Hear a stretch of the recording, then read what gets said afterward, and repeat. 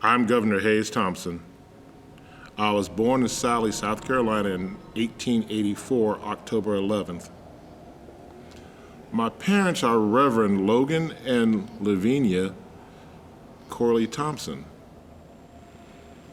At a young age, I went to Smyrna Baptist Church, and in 1906, I married my beautiful wife, Sustantia Henderson.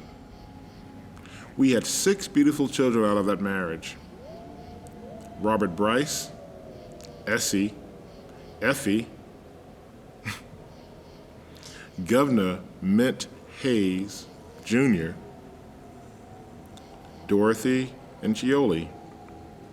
Well, Sunday, March 13th, 1921, was a strange day. Well, you see, George Piper, who was a member of a prominent black family in the neighborhood, in the area, he gotten drunk that day, and he was out shooting at the Chapman Baptist area neighborhood. I go outside, because I'm a friend of his, I go outside to take him to task for what he's doing. Well, he pulls his gun on me, and I shot first. I hit him in the face. I hit him in the chest. He died of his wounds.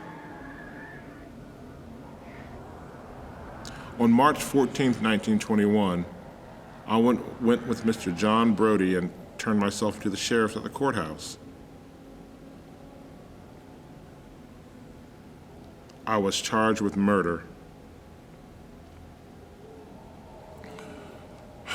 The following Tuesday, the trial was held.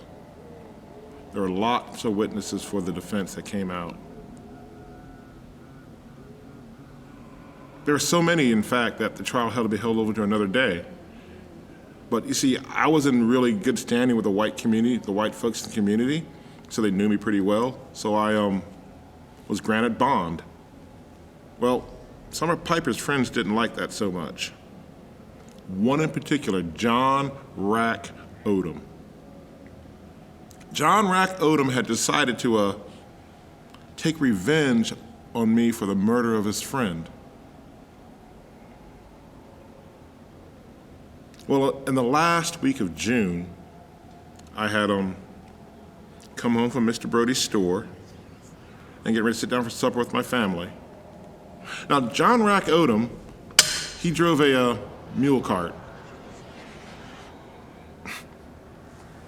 And he had taken a pair of women's shoes.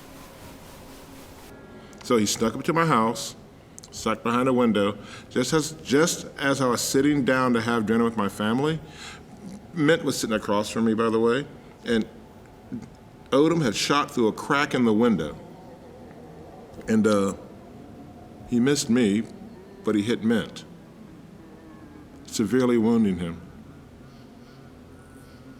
Mint died of his wounds. Well, the sheriff came out, along with neighbors in the area, and we couldn't find any evidence of the murder around. They were looking around, and they saw the muddy shoe prints, the muddy tracks. They decided to follow them. They followed the tracks around on a very circuitous route, and they found the shoes at the end of the track where you would get on a mule cart. Now, after circumstantial evidence, they found out that it was John Odom who had done the shooting. In reality, he had said he wasn't trying to kill my son, he was trying to murder me. A trial was held, and there had many witnesses came out for the defense and for the prosecution. Mr. Odom was found guilty, and he was sentenced to life in prison. Well, after that, I decided to move my family to Washington, D.C., where I worked and I lived until the age of 60, where I died in 1944. After that, my wife, she moved back down to Aiken, South Carolina, and she died in 1957.